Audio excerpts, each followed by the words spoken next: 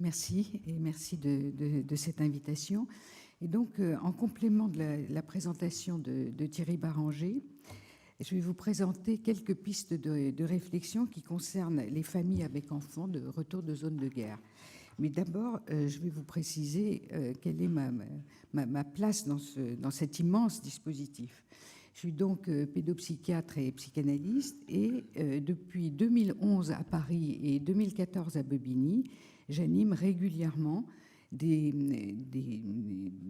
groupes de réflexion sur le modèle des groupes de type Balint avec les juges des enfants et les juges des affaires familiales autour de leurs pratiques, toute pratique confondue, toute situation confondue plutôt.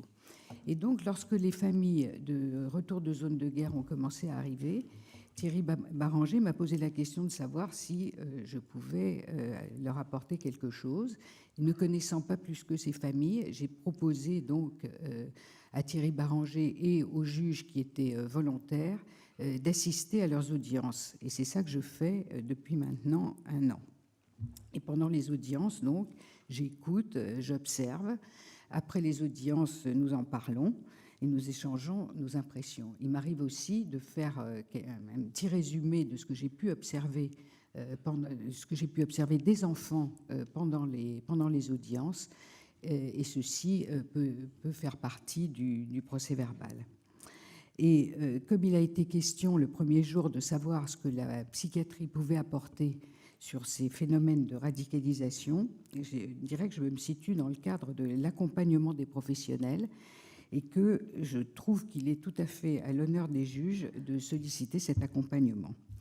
J'en suis donc pour le moment au temps de voir, d'essayer de comprendre et pas encore au temps de conclure.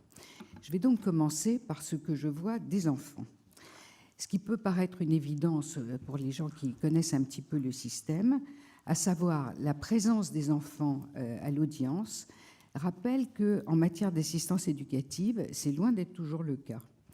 Grâce ou à cause de ces enfants, on peut parler, du point de vue des juges, d'un retour aux bonnes pratiques, auxquelles j'associe la présence systématique de la greffière et également la désignation également systématique d'un avocat pour l'enfant, quel que soit son âge, alors que pour les autres enfants, cette désignation commence en principe à l'âge de 7 ans. L'enfant est à la fois au centre de l'audience et à la périphérie. Il est au centre parce que le ou la juge s'adresse directement à lui, se présente, lui explique, quel que soit son âge, le but de l'audience et lui présente l'ensemble des personnes qui sont présentes, et je peux vous dire qu'elles sont nombreuses. L'enfant, lui, il est accompagné par quelqu'un qu'il connaît, soit quelqu'un de l'ASE, soit quelqu'un de la famille d'accueil.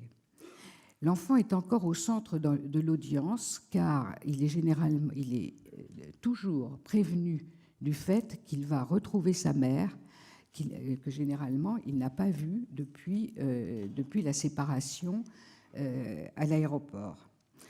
Lors des audiences suivantes, les visites ont en principe été mises en place et donc l'enfant ne retrouve pas sa mère pour la première fois. Je dois dire que ces retrouvailles sont toujours quand même un grand moment d'émotion, mais il est quand même très frappant de constater que la plupart des enfants que j'ai vus et qui ont moins de 4 ans acceptent facilement la relation avec leur mère. Et le plus souvent, ces femmes ont la subtilité de ne pas se précipiter sur eux pour les embrasser, mais de les laisser venir. Donc les enfants viennent, mais très vite, ils retournent à leur occupation ou à leur immobilité. Il arrive également que la mère qui devrait être là n'est pas là, sans que le juge ni les enfants en aient été prévenus. Et la dernière fois que c'est arrivé, la mère n'est pas sortie de prison car elle devait accoucher incessamment. Il y avait là 2 petites filles de 3 ans et demi, l'une de 3 ans et demi, l'autre de 2 ans et demi, qui apparemment n'ont rien manifesté quand on leur a dit que leur mère, qu'elle devait donc retrouver pour la première fois, n'était pas là.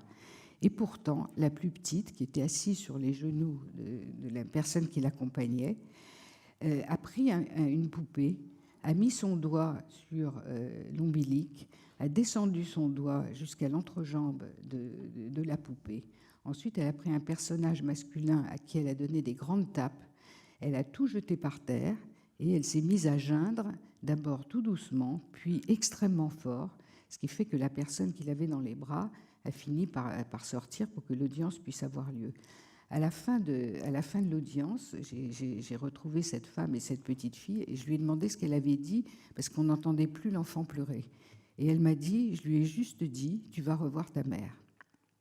L'enfant est ensuite à la périphérie, car les intervenants s'adressent au juge pour parler de l'enfant, devant l'enfant, et parlent de l'enfant et de ses parents. Il revient au centre à la fin de l'audience, où on lui annonce que c'est terminé, mais les décisions qu'il concerne ne sont pas prises immédiatement et personne en particulier n'est préposé à les lui indiquer. Je ne veux pas généraliser car les situations sont très différentes, mais j'ai été quand même frappée par l'attitude de ces enfants. Les audiences sont très longues.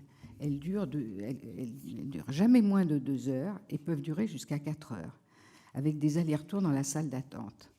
Les enfants jouent peu, restent assis sans bouger, sans trop écouter, mais sans non plus être absents, sans rechercher le contact avec leur mère, qui est assise plus loin. Parfois, les grands-parents sont là. Parfois, ils connaissent leurs grands-parents quand ils sont nés en France. Parfois, ils ne les connaissent pas car ils sont nés sur zone. Certains paraissent en petite forme physique, mais sans retard de développement évident. Ils paraissent plutôt avoir été peu stimulés, ce que les mères confirment. Pas de jouets, pas de sorties, pas de distraction, pas d'enseignement. Les plus grands ont un vocabulaire assez pauvre, certains parlent peu le français, et la plupart n'avaient jamais été séparés de leur mère avant le retour à Roissy. Ces enfants suscitent un intérêt et des craintes pour leur devenir, des craintes pour leur sécurité, mais aussi la sécurité des professionnels, dont certains demandent l'anonymat. Ils sont en quelque sorte sous microscope, et si parfois ils paraissent figés, les professionnels qui les reçoivent, la plupart du temps de très bonne qualité, le sont aussi. Ils sont tout à fait disposés à les écouter. En revanche, ils ont énormément de difficultés à leur parler, car ce que ces enfants ont vécu relève certes de ce que leurs parents leur ont fait vivre, mais pris dans une situation politico-religieuse déroutante, pour ne pas dire déconcertante.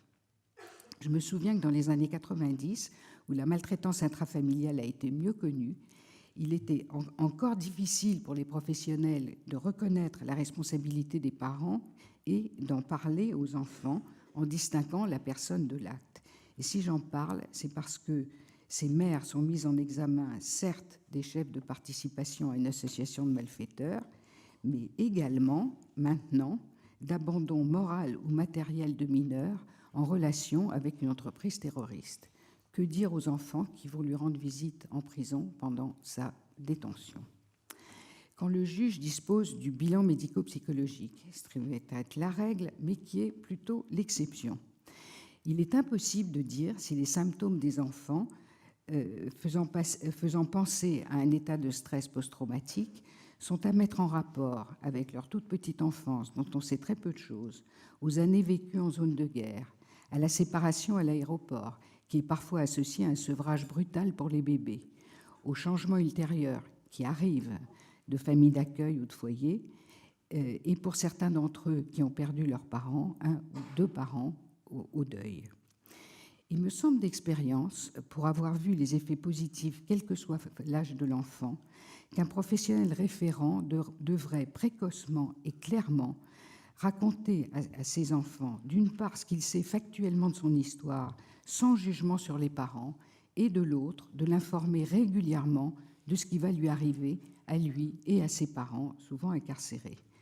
Au retour, il ne s'agit pas seulement d'observer, de rassurer avec un maternage adéquat qui revient aux familles d'accueil, de suivre en cherchant plus ou moins à savoir ce qu'ils ont vécu, mais de donner un sens à ce qui leur est arrivé et à ce qui va se passer.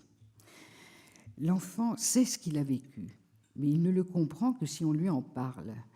Et je ne doute absolument pas de la compétence des professionnels qui, en pédopsychiatrie, reçoivent ces enfants, mais finalement, ils ont assez peu d'informations sur le passé, ils voient peu ou pas les parents, et les enfants n'ont pas vocation à rester dans la région. Si on pense à l'avenir, dont vous avez compris que c'était la préoccupation permanente des juges et de la société, je pense qu'au-delà de la réflexion sur la prise en charge des psychotraumatismes, on pourrait impliquer sur le long terme les avocats de ces enfants. Ils sont chargés de défendre leurs intérêts, mais ils pourraient aussi être garants du récit de leur vie et du parcours de leurs parents. Et ce, d'autant que l'accès au dossier de l'assistance éducative, à leur majorité, pour ceux qui le souhaiteraient, n'est ni garanti ni prévu. Au fil des audiences, voire des expertises, on est frappé par l'extrême adaptabilité de ces enfants, au point qu'elle arrive à inquiéter, et probablement à juste titre. Mais on s'inquiète aussi quand ils vont mal. Peut-être faudrait-il accepter qu'en leur offrant autant que possible un cadre sécurisant, on leur permette de se laisser aller à aller mal. Ceux qui parlent demandent à aller au plus vite à l'école et paraissent par ailleurs fermer les écoutilles dès qu'on aborde le passé. Certains y ont perdu toute leur famille, sauf pendant la nuit peuplée de cauchemars terrifiants et de terreurs nocturnes. La prise en charge de ces enfants et de leurs familles se fait selon les moyens du bord, avec d'un côté un intérêt et un dévouement des instances chargées des enquêtes et des mesures d'assistance éducative, et de l'autre un manque de moyens de la pédopsychiatrie et des services sociaux qui rend extrêmement difficile d'innover des modes de prise en charge qui tiendraient compte de tout ce que l'on sait aujourd'hui des psychotraumatismes dans les premières années de la vie. L'appel au secours de juges pour enfants de Bobigny ne peut qu'inciter les services sociaux et la pédopsychiatrie à leur emboîter le pas. Ces audiences sont également l'occasion de voir les mères, beaucoup plus rarement les pères. On a dit et on a redit qu'il n'y avait pas de profil type, et Léa Calahorra, qui a vu ces femmes en prison, ne me démentira pas. Leur point commun, c'est d'être jeunes, moins de 25 ans, d'être partis sur zone de guerre avec leurs enfants et ou d'avoir eu des enfants sur place et d'en être revenus seuls, veuves ou pas. Aussi différentes soient-elles, comme on l'apprend au fil des audiences et des rapports d'enquête sur leur famille, le discours est incroyable. Le discours devant le juge des enfants est incroyablement stéréotypé, comme si elles avaient appris une leçon qu'elles récitent sous le regard bienveillant et encourageant de leur avocat. À propos des terroristes ayant commis des actes terroristes en France, on a noté l'importance des fratries. Chez les femmes, sans avoir fait encore de statistiques, certaines d'entre elles partent rejoindre leurs sœurs et toute la famille est impliquée. Le mot amour est toujours prononcé. Musulmanes ou chrétiennes converties, elles disent partir par amour pour le recruteur, l'imam ou le mari qui a changé. L'aspect religieux, la radicalisation, la vie en zone de guerre sont minimisés, banalisés, comme s'il fallait se faire bien voir du juge qui va décider de l'avenir des enfants. Leur aspect physique est-il un masque ? Il faut vraiment voir les policiers qui les accompagnent et les menottes enlevées dans le bureau du juge pour réaliser qu'elles sont en prison, très bien habillées, en pantalon ou en robe, maquillées, coiffées, bien loin de la burqa qu'elles portaient et dont elles disent que là où elles allaient, elles auraient été enfin libres de porter la burqa dans la rue sans se faire remarquer. La longueur des audiences et leur répétition font plus ou moins craquer le vernis, notamment celui de l'engagement idéologique dont le juge cherche effectivement à apprécier la place qu'il a eue pour la mère et celui qu'il aura dans l'éducation future des enfants. Je constate le souci du juge des enfants en interrogeant les mères de ne pas se prendre pour le juge d'instruction, tout en cherchant à obtenir des informations non formatées sur la vie des enfants en zone de guerre, sur les motivations de départ, sur ce qui a déjà été transmis aux enfants, genre « papa est au paradis et ne reviendra pas », et sur leur capacité à en dire davantage plus tard, car au moment de partir, elles ont parlé de vacances, puis elles n'ont plus rien dit. Quand hier Serge Effès a parlé de la situation d'emprise dans le milieu familial, ça m'a rappelé certaines jeunes femmes qui m'ont paru clairement fuir une emprise maternelle, quitte au retour à demander à leur propre mère de garder leurs enfants. Le juge des enfants ne reçoit pas que les mères. L'audition de la famille élargie n'est pas habituelle en assistance éducative et il est plutôt rare qu'un enfant qui ne peut rester dans sa famille soit confié à ses grands-parents. Avec ces enfants, les juges changent leurs habitudes, reçoivent les grands-parents qu'ils demandent, ne se contentant pas de lire les rapports qu'ils ont demandés. Ces rapports sont souvent très détaillés, retraçant une histoire familiale sur plusieurs générations, plus ou moins dysfonctionnelle. Et l'expérience leur montre l'importance de recevoir ces familles qui réclament l'enfant, tantôt dans un conflit entre branches maternelles et paternelles, tantôt dans une alliance à questionner pour reprendre les enfants. Mais il y a souvent un contraste entre l'idée que le juge s'est fait à la lecture des rapports et les personnes qu'il a devant lui. L'impression favorable s'évapore ou au contraire, l'impression défavorable se transforme. Quand il est question de remettre l'enfant dans une famille élargie, souvent dysfonctionnelle, jusqu'où la notion de danger doit-elle aller? Sur quels critères s'appuyer? Voilà une des nombreuses questions auxquelles il se trouve confronté face à des personnes qui ne comprennent pas que les décisions soient si longues à prendre. Mais quand un couple de retraités âgés, avec peu de ressources, doit accueillir 4 enfants en bas âge et les élever sous l'œil des services sociaux, si ce n'est de la police, dans une région éloignée du lieu d'incarcération de la mère, on comprend que même pressuré par l'avocat d'une des parties, le juge hésite entre laisser l'enfant en famille d'accueil où le suivi thérapeutique sera assuré, proche du lieu d'incarcération de la mère qui finira par sortir, ou la remise aux grands-parents.